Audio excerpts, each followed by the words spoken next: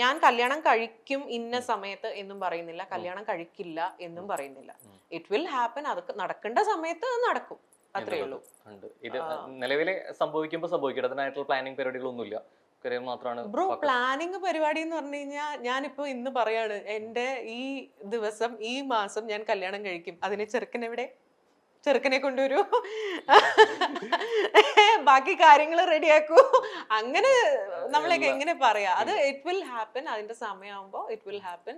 ആരും ഈ society pressure ഇട്ടിട്ടോ വീട്ടുകാർ പ്രഷർ ഇട്ടിട്ടോ ഒന്നും, അതിപ്പോ എന്റെ കാര്യത്തിൽ നിന്ന് മാത്രമല്ല കേട്ടോ, ഞാൻ ഒരുപാട് കാര്യങ്ങള് ആൾക്കാര് അനുഭവിക്കുന്നതൊക്കെ കാണുന്നുണ്ട്. ലൈക്ക് ഇപ്പോഴും അതായത് ഇപ്പോഴും ചില കുട്ടികള് ഈ 21, 22 വയസ്സ് കഴിയുമ്പോ തന്നെ അയ്യോ കല്യാണം കഴിക്കണ്ടേ, അവർക്ക് ഇത്രയും പ്രായമായി. എന്ത് പ്രായമായി? ഇത്രയല്ലേ ചെറിയ കുട്ടികളല്ലേ. ഈ പ്രായം ആണോ ഇതിന് മാനദണ്ഡം, അതോ അതല്ലാതെ അല്ലല്ലോ? അല്ല, ഒരു ആൾക്ക് എപ്പോ കല്യാണം കഴിക്കണം എന്നുള്ളത് ആ ആളുടെ ഫ്രീഡം ആണ്. ആ വ്യക്തി തീരുമാനിക്കട്ടെ. ആ വ്യക്തി എപ്പോഴാണോ സന്തോഷിക്കേണ്ടത്, എപ്പോഴാണോ സന്തോഷമായിരിക്കേണ്ടത്, എപ്പോഴാണോ അതിന്റെ റൈറ്റ് ടൈം വരുന്നത്, ആ വ്യക്തി അപ്പോൾ അതിന് ഡിസൈഡ് ചെയ്യട്ടെ.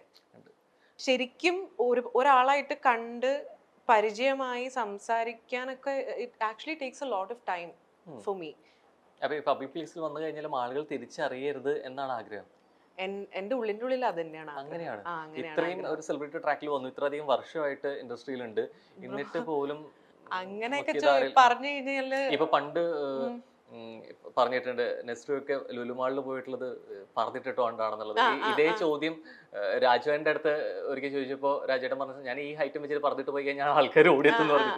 അതേപോലെ ഈ അങ്ങനെ എന്തെങ്കിലും കടുങ്കൈ ചെയ്തിട്ടുണ്ടോ? ഇല്ല, ഞാൻ അങ്ങനെയൊന്നും എവിടെയും പോയിട്ടില്ല. പക്ഷെ ആൾക്കാര് തിരിച്ചറിയുമ്പോ in a way I am blessed കേട്ടോ. ഇൻ എ വേ ഞാൻ ആലോചിക്കുമ്പോ എത്രയോ പേര് ആഗ്രഹിക്കുന്ന ഒരു കാര്യമായിരിക്കും. അപ്പൊ അങ്ങനെ ആലോചിക്കുമ്പോ I feel I should be grateful, I should be happy about this എന്ന് ആലോചിക്കും. പക്ഷെ അറ്റ് ദ സെയിം ടൈം വളരെ പ്രൈവറ്റ് ആയിട്ട് ഉള്ള ഒരു വ്യക്തി ആയതുകൊണ്ട് എവിടേക്കോ ആ ഒരു പ്രൈവസി ആ ഒരു ഫാക്ടർ നഷ്ടമാകുമ്പോ ഒരു ചെറിയൊരു സങ്കടമൊക്കെ തോന്നാറുണ്ട്. മെല്ലെ അതിലോട്ട് പോവും ചെയ്യും അല്ലേ? അതെ അതെ അതെ അതെ. ഞാൻ അവിടെ ഒറ്റയ്ക്ക് താമസിക്കുന്ന ആളാണ്. അപ്പം when I'm at home, I'm in my own world and nobody will know what I'm up to. മനസ്സിലായോ? ഞാൻ വീട്ടിലെ ജോലി ഫുള്ള് ചെയ്യും, എല്ലാ കാര്യങ്ങളും ഞാൻ തന്നെ ചെയ്യണ്ടേ. പിന്നെ ഓഫ് കോഴ്സ് ഫാമിലി അവിടെ വന്നിട്ടില്ല. അല്ല, അമ്മയോ അച്ഛനോ ആരെങ്കിലും ഒക്കെ ഇടയ്ക്കിടയ്ക്ക് വരും. ലൈക്ക് വർഷത്തിൽ ഒരിക്കലും അമ്മ എന്തായാലും വരും, അച്ഛൻ ഇടയ്ക്ക് അവിടെ വരും വിസിറ്റ് ചെയ്യാനായിട്ട്. അപ്പൊ അങ്ങനെ പക്ഷെ വന്ന് അവര് പോവും. അത് കഴിഞ്ഞ് ഞാൻ ഒറ്റയ്ക്ക് ആവുമല്ലോ. അപ്പൊ കാര്യങ്ങളൊക്കെ ഞാൻ തന്നെ മാനേജ് ചെയ്യണം. അപ്പൊ നേരത്തെ പറഞ്ഞ പോലെ പിന്നെ കുഴപ്പമില്ല, എല്ലാ കാര്യങ്ങളും മാനേജ് ചെയ്യാൻ പഠിച്ച സ്ഥിതിക്ക് സദ്യ കൊടുക്കാം അല്ലേ? എല്ലാ കാര്യങ്ങളും മാനേജ് ചെയ്യാൻ പഠിച്ചാലേ സദ്യ കൊടുക്കാൻ. അല്ല, അത് വേണ്ടേ ചെയ്യണ്ടേ? സി, അത് വളരെ ഒരു കോംപ്ലിക്കേറ്റഡ് ആയിട്ടുള്ള ഒരു സ്റ്റേറ്റ്മെന്റ് ആണ്. എല്ലാ കാര്യങ്ങളും മാനേജ് ചെയ്യാൻ പഠിച്ചു, ഇനി സദ്യ കൊടുക്കാം അങ്ങനെ പറയരുത്. പഠിക്കണം എന്നുള്ള മീനിങ്ങിലല്ല പറഞ്ഞത്. ഇപ്പൊ കെട്ടാൻ പോകുന്ന ഒരാള് വേറെ സ്ഥലത്താണ്, ഇപ്പൊ ചെക്കനെ കൊണ്ട് കുക്ക് ചെയ്യാൻ പറ്റില്ല, അപ്പൊ സ്ഥലത്തില്ല എന്നുണ്ടെങ്കിൽ പോലും നമുക്ക് കാര്യങ്ങൾ. പക്ഷെ ഞാനൊരു കാര്യം, അതൊന്നും അല്ല ഒരു കല്യാണം കഴിക്കണേന്റെ മാനദണ്ഡം എന്നാണ് ഞാൻ പറഞ്ഞു വരുന്നത്. ഒരാള് അയാൾക്ക് റെഡിയാണ് എന്ന് തോന്നുമ്പോ അയാള് കല്യാണം കഴിക്കട്ടെ. മനസ്സിലായോ? രോഹന് സദ്യ ഞാൻ വാങ്ങിച്ചു തരാം. ഡൂന്നറി ഈ ഇന്റർവ്യൂവിന്റെ പേര് സദ്യ എന്നാക്കിക്കോ, അതായിരിക്കും നല്ലത്. സദ്യ കിട്ടുമെന്നുള്ള രീതിയിൽ നമ്മള് നേരത്തെ പറഞ്ഞ പോലെ തുടങ്ങി വന്നു, പാട്ടുകാരായിട്ട് വന്നു, പിന്നെ ആങ്കർ ആക്ടർ എന്നുള്ള ട്രാക്കിൽ പോയി. എന്നിട്ട് എപ്പോഴാണ് നമ്മുടെ മനസ്സിലുള്ള ആഗ്രഹം പോലെ ഗായികയായിട്ടുള്ള അത് സംഭവിച്ചത് എപ്പോഴായിരുന്നു? ബ്രോ, ഗായികയായിട്ട് ഒരു പ്ലേ ബാക്ക് ഒരേ ഒരു പാട്ട് ഒരു സിനിമയിൽ പാടിയിട്ടുണ്ട്, അത് മാത്രമാണ് നടന്നിട്ടുള്ളത്. സോ അത് നടക്കുന്നത് വളരെ യാദൃശികമായിട്ടാണ്. ഞാൻ ഒരു ദിവസം ഹൈദരാബാദ് ഷൂട്ടിന് പോകാനായിട്ട് ഞാനും അമ്മയും എയർപോർട്ടിൽ, ഇത് പണ്ടത്തെ കഥയാണ് കേട്ടോ, ഇവര് ഇനിയിപ്പോ ഞാൻ പറയുന്നില്ല, ഇനിയിപ്പോ കമന്റ്സിന്റെ കാര്യം പറയുന്നില്ല. ഓക്കെ, ഞാൻ പണ്ട് അമ്മേനെ ആയിട്ട് എയർപോർട്ടിൽ ഇരിക്കുമ്പോ VKP കണ്ടു. VKP അപ്പൊ പറഞ്ഞു, എവിടെയായിരുന്നു, ഞാൻ ഇന്നലെ കുറെ രാത്രി വിളിക്കാനായിട്ട് നോക്കി കിട്ടിയില്ല. അപ്പൊ ഞാൻ പറഞ്ഞു, ഞാൻ ഉറങ്ങിയിട്ടുണ്ടായിരുന്നു, ഇന്നിപ്പോ രാവിലെ ഫ്ലൈറ്റിന് പോകണ്ടേ, ഒരു കാര്യം ചെയ്യും, പോണ വഴിക്ക് ചെന്നൈയിലൊന്ന് നിർത്തിയിട്ട് പോകും. അപ്പൊ ഞാൻ വെച്ചു, ചെന്നൈയിൽ എനിക്ക് ഹൈദരാബാദ് അവിടെ പോണം, ഷൂട്ട് ചെയ്തു. ഹൈദരാബാദ് നിന്നും കുറെ ദൂരമുണ്ട് ഷൂട്ട് കിടക്കുന്ന സ്ഥലത്തേക്ക്. അവിടെ പോകണം എന്ന് പറഞ്ഞു. അപ്പൊ എൻ്റെ അടുത്ത് പറഞ്ഞു കുഴപ്പമില്ല, ഒരു പാട്ട് പാടാനാണ്, മറ്റേ രതീഷ് വേഗയുടെ സ്റ്റുഡിയോയിലേക്ക് പോകണം, റെക്കോർഡിംഗ് ഉണ്ട്, ഒരു പാട്ട് പാടുന്ന ആവശ്യത്തിന്. പക്ഷെ ഞങ്ങളന്ന് തെലുഗു മൂവി ഷൂട്ടിനായിട്ട് ഹൈദരാബാദ് പോകുന്ന സമയമായിരുന്നു. അപ്പോൾ അതുകൊണ്ട് പോവാൻ പറ്റുമോ ഇല്ലയോ എന്നൊക്കെയുള്ള കൺഫ്യൂഷൻ. അപ്പോൾ അമ്മ പറഞ്ഞു അത് പാടാൻ കിട്ടുന്ന അവസരമാണ്, പ്ലീസ് ഡോണ്ട്, നമുക്കത് എപ്പോഴും കിട്ടില്ല, പിന്നെ കിട്ടിയിട്ടുമില്ല. അപ്പോൾ അവിടെ ചെന്നൈയിൽ പോയി, ഓൺ ദ വേ ചെന്നൈയിൽ പോയി നമ്മൾ പാടി. അന്ന് അദ്ദേഹത്തിന്റെ സ്റ്റുഡിയോയിലായിരുന്നില്ല, അദ്ദേഹം എവിടെ പറഞ്ഞു വെച്ചിട്ടുണ്ടായിരുന്നു. അപ്പം നമ്മൾ അവിടെ പോയി റെക്കോർഡ് ചെയ്ത് അവിടെ നിന്ന് പിന്നെ ഷൂട്ടിന്റെ അവിടെ പോയി വലിയ പ്രശ്നമൊക്കെ ആയിരുന്നു.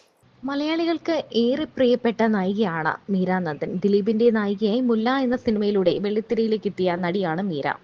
ആദ്യ സിനിമയിലെ നായിക വേഷത്തിലൂടെ തന്നെ ശ്രദ്ധിക്കപ്പെടാൻ മീരയ്ക്ക് സാധിച്ചു എന്നതാണ് ഏറ്റവും വലിയ കാര്യം. പിന്നീട് മലയാളത്തിന് പുറമെ നിരവധി ഭാഷകളിലും താരം നായികയായി എത്തിയിട്ടുണ്ട്.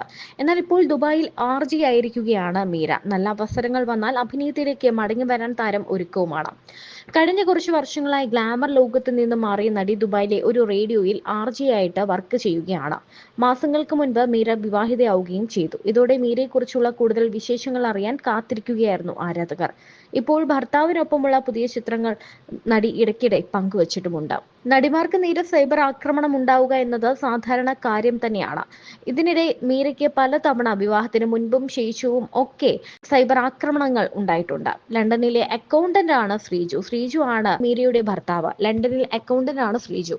വിവാഹ ചടങ്ങിൽ അടുത്ത ബന്ധുക്കൾ മാത്രമാണ് അന്ന് പങ്കെടുത്തിരുന്നത്. ഗുരുവായൂരിൽ വെച്ചായിരുന്നു വിവാഹം നടന്നത്.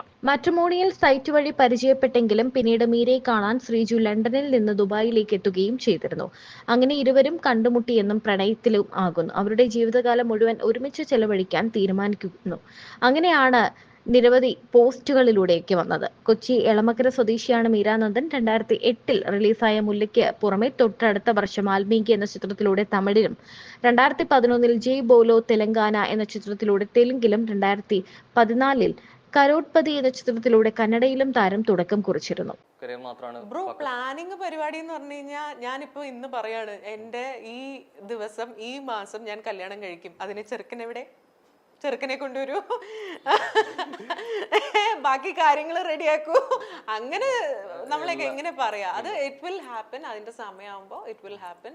ആരും ഈ സൊസൈറ്റി പ്രഷർ ഇട്ടിട്ടോ വീട്ടുകാർ പ്രഷർ ഇട്ടിട്ടോ ഒന്നും, അതിപ്പോ എന്റെ കാര്യത്തിൽ നിന്ന് മാത്രമല്ല കേട്ടോ, ഞാൻ ഒരുപാട് കാര്യങ്ങൾ ആൾക്കാർ അനുഭവിക്കുന്നതൊക്കെ കാണുന്നുണ്ട്. ലൈക്ക് ഇപ്പോഴും അതായത് ഇപ്പോഴും ചില കുട്ടികള് ഈ 21-22 വയസ്സ് കഴിയുമ്പോ തന്നെ അയ്യോ കല്യാണം കഴിക്കണ്ടേ, അവർക്ക് ഇത്രയും പ്രായമായി. എന്ത് പ്രായമായി, ഇത്രയല്ലേ ചെറിയ കുട്ടികളല്ലേ.